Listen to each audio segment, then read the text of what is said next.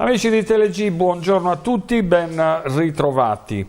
Mancano pochi giorni alla fine dell'anno, tra breve tutti saremmo impegnati secondo tradizione con i nostri cenoni di Capodanno e oggi per un'altra puntata di Biazantes ancora una volta in studio insieme a Bruno Lombardi. Ciao Bruno, buongiorno. Buongiorno a tutti.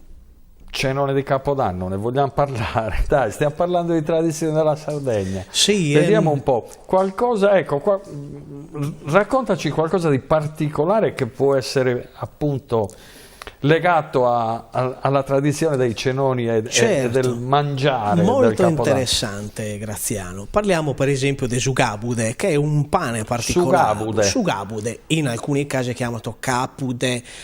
Dipende ovviamente dalle zone, ma è un pane molto presente in varie zone della Sardegna, soprattutto nel nord, forse, probabilmente, anche nel nuorese. Un pane particolare che è quasi una sorta di pane rituale, no? Viene fatto proprio per la fine dell'anno, poi verrà mangiato per i primi giorni anche dell'anno, quindi è un pane che dura anche diversi giorni e anche in una certa condizione viene così spaccato sulla testa o del capofamiglia, sugabude, ma anche perché sugabude dal capo, perché insomma di solito su Capidanni in realtà, no? A settembre veniva, diciamo così, celebrato il nuovo anno, se vogliamo, che era l'anno agricolo, ma in questo caso questo pane, che poi ha una forma non sempre così logica, se vogliamo, no? In alcune zone ha una forma un po' più simile a quelli che sono i pani tradizionali, invece in altre zone sembra proprio questo grande pane, sembra più simile a una focacciona grande, no? Che è condita, è candita, se vogliamo, no?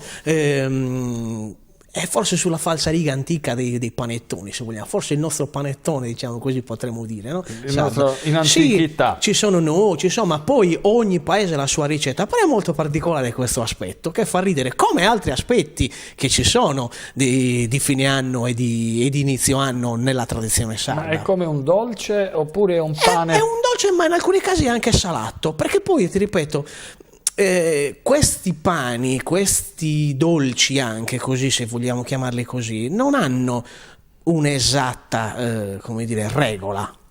Ogni paese poi ha le sue condizioni, le sue convinzioni, c'è una certa libertà in questo campo, così come anche in altri elementi della cucina, per esempio il grano noi sappiamo che viene fatto per la farina, insomma per il pane, ma anche per esempio si prende, non so, c'è questa tradizione sosordios chiamato in alcune zone del nuorese, oppure sosoggios, oppure sosolzos, e sono due spighe di orzo che vengono così fatte andare in un piatto riempito con dell'acqua.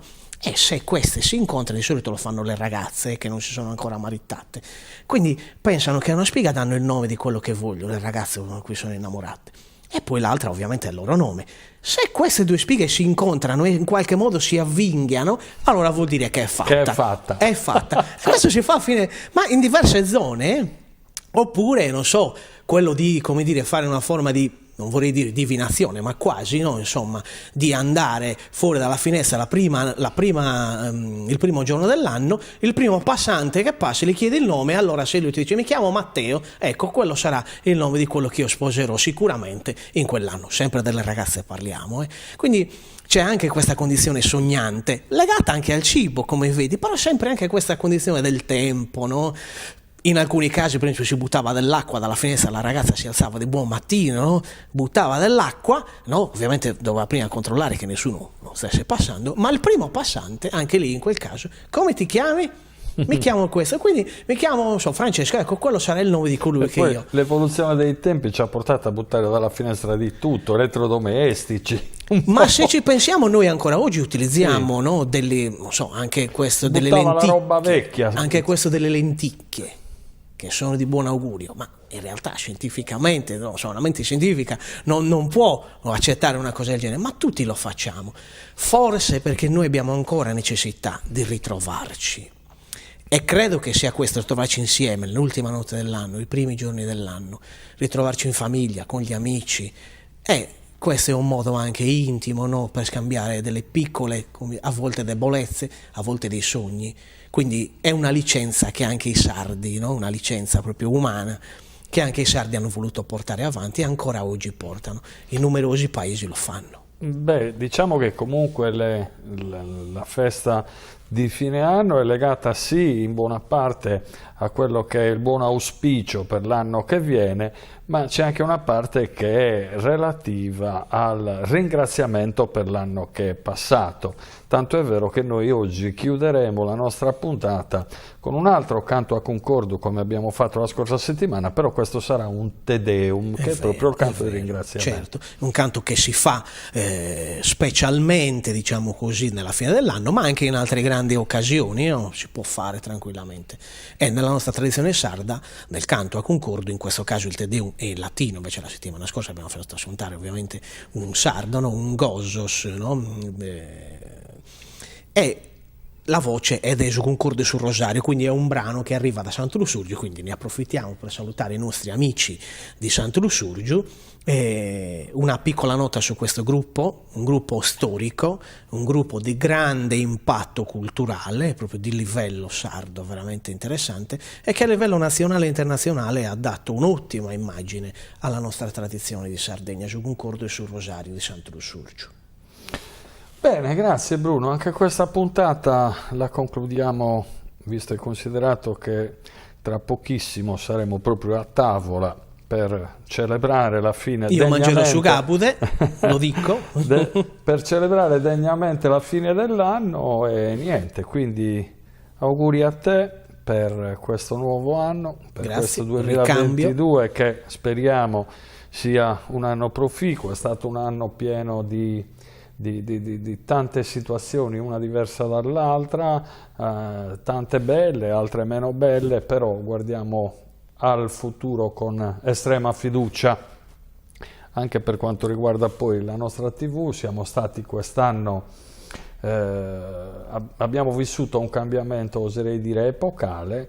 I risultati comunque ci sono stati, e intendo i buoni risultati ci sono stati, e confidiamo soprattutto in un nuovo anno ricco di soddisfazioni anche per noi, che avremo sicuramente la possibilità di continuare a raggiungervi a casa. Allora io spendo una parolina di ringraziamento, perdonami, a tutti coloro che hanno fatto i complimenti per questa trasmissione, quindi vi ringrazio e mi ha fatto piacere, speriamo insomma di continuare nelle prossime puntate a darvi qualche nozione in più rispetto a quelle che conoscete. Tu in quest'ultimo mese ti sei sintonizzato, sì, hai già preparato il tuo smart TV a casa? Io ormai ho solo una frase, www.teleg.tv,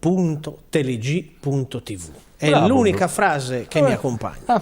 Avete visto, anche Bruno quindi studia non solo le cose che riguardano la Sardegna, ma studia anche le cose che riguardano Teleg. Quindi sintonizzatevi lì, www.teleg.tv, e quindi potrete sempre seguire tutto quello che questa TV fa. Grazie Bruno, mi hai risparmiato un bel po' di fiato, grazie a te per questa dedica che ci hai voluto fare a noi e ai nostri amici a casa. A voi che dire, buon anno. Buon 2022, che sia un anno prospero, ricco di serenità e soprattutto che ci riporti ad una vita normale, quella vita che facevamo fino a qualche anno fa senza l'assillo di questa stramaledetta pandemia. Quindi grazie a tutti e buon anno a tutti voi. Buon anno.